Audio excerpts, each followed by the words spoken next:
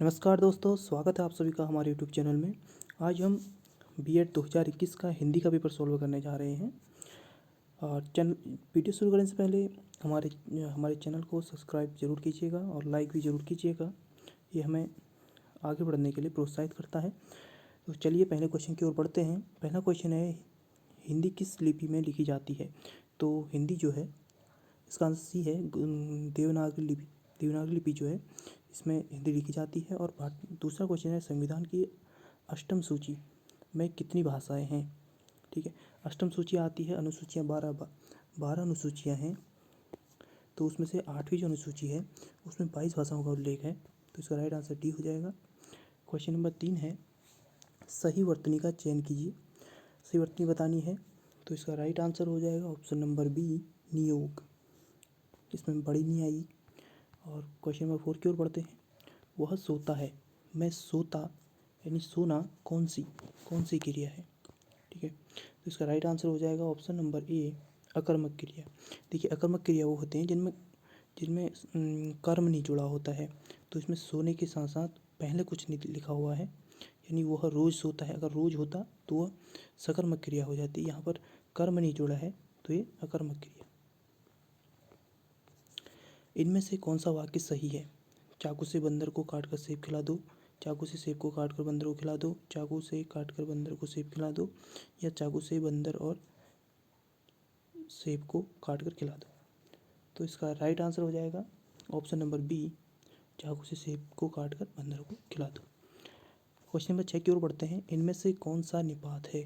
निपात, तो इसका राइट आंसर हो जाएगा बी, ही जो है निपात है। और ये सभी सेम वर्ड है। क्वेश्चन नंबर 7 की ओर पढ़ते हैं। अंधेरे की लाठी मुहावरे का अर्थ क्या है? देखिए, अंधेरे की लाठी का मुहावरे का अर्थ होता है एकमात्र सहारा। क्वेश्चन नंबर सी, उपकार को मानने वाले के लिए शब्द कौन सा है? देखिए, उपकार को मानने वाले के लिए शब्द ये हो जाएगा ऑप्शन बी, कृतज्ञ। और जो कृतज्ञ है, कृतज्ञ होता है जो उपकार को नहीं मानता, उसे कृतज्ञ कहते हैं। तो इसमें ध्यान देंगे। और चंद्रहार किसका पर्यायवाची शब्द है? चंद्रहार जो होता है तलवार। तलवार जो होता है वो चंद्रहार का पर्यायवाची है। आप इसको ऐसे भी ले सकते हैं, जो अगर रावण है, रावण की तलवार का नाम था चंद्रहार। चंद्रहार जो उसके बाद तलवार थी, उसे भी चंद्रहार कहा जाता था। तो आप इसको ऐसे भी लगा सकते हैं। व्याकरण के अनुसार मोहन बड़ा परिश्रमी है। इस वाक्य में बड़ा क्या है? देखिए, परिश्रमी जो हो जाएगा विशेषण हो जाएगा। और विशेषण जो पहले जो आते हैं वो होते हैं प्रविशेषण। तो इसका राइट आंसर सी हो जाएगा, प्रविशेषण। अगले क्वेश्चन की ओर पढ़ते हैं। 11 है, 11 वर्ष का समय कहानी के लेखक कौन है? क्वेश्चन नंबर 11 है, इसका राइट आंसर हो जाएगा रामचंद्र शुक्ल। और क्वेश्चन नंबर 12 है, होरी किस उपन्यास का पात्र है? होरी जो है गोदान, ऑप्शन नंबर बी है, गोदान का पात्र है। इनमें से कौन अष्टचाप के कवि हैं? देखिए, अष्टचाप में 8 कवि आते हैं, जिसमें से ये पूछा जाता है कि अष्टचाप का जहाज किसे कहा जाता है? वह है सूरदास। सूरदास को अष्टचाप का जहाज कहा जाता है। किंतु इसमें कह रहा है कि कौन से कवि हैं, तो इसमें कृष्णदास जो है अष्टचाप के कवि हैं।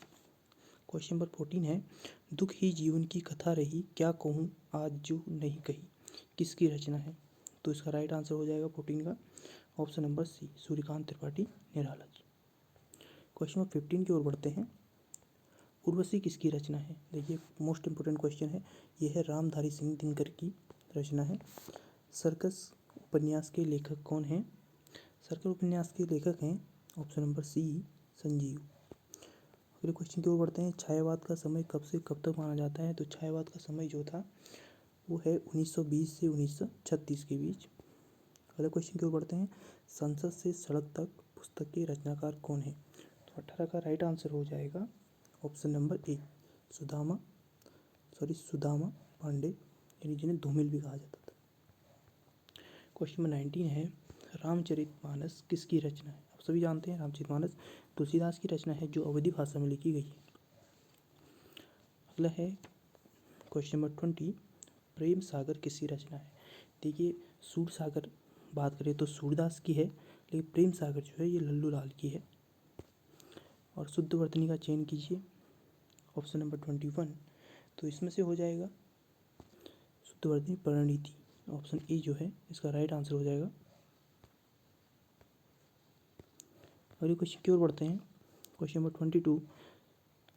इसमें भी आपको शुद्ध वर्तनी का चयन करना है, लेकिन देखिए इसमें ऑप्शन नंबर सी जो है आयोग ने इसको राइट आंसर दिया, लेकिन ये भी गलत है। उज्ज्वल सच में लिखा जाता है ऐसे, क्योंकि इसमें 2 आधा चौ होते हैं उज्ज्वल। और अगले क्वेश्चन की ओर बढ़ते हैं। दयानंद में प्रयुक्त संधि का नाम बताइए। क्वेश्चन नंबर 23 है दयानंद में प्रयुक्त संधि। तो इसका राइट आंसर हो जाएगा, देखिए इसका पहले संधि विच्छेद करना पड़ेगा। दया प्लस आनंद, तो आ प्लस आ ये मिलके आई बनाता है, तो इसका राइट आंसर हो जाएगा दीर्घ संधि। दीर्घ संधि में ऑप्शन नंबर बी। तमोगुण में प्रयुक्त संधि का नाम क्या है? तमोगुण में प्रयुक्त संधि है तमः प्लस गुण, यानी विसर्ग संधि। यथासंभव शब्द में प्रयुक्त समास कौन सा है? तो क्वेश्चन नंबर 25 हो जाएगा अव्ययीभाव समास, यथा प्लस संभव। तो इस प्रकार से यथासंभव हो जाएगा। और क्वेश्चन नंबर 26 है मंदबुद्धि शब्द में प्रयुक्त समास का नाम बताइए। मंदबुद्धि शब्द में किसमें है? बहुब्रीहि समास। बहुब्रीहि समास वो होता है जिसमें किसी तीसरे की ओर संकेत किया गया हो। और क्वेश्चन नंबर 27 की ओर आते हैं। अवतीर्ण शब्द में कौन सा उपसर्ग है? उपसर्ग पूछा। उपसर्ग वे होते हैं जो किसी भी शब्द के आगे लगते हैं। तो अवतीर्ण में जो आ जाएगा वो आ जाएगा अ।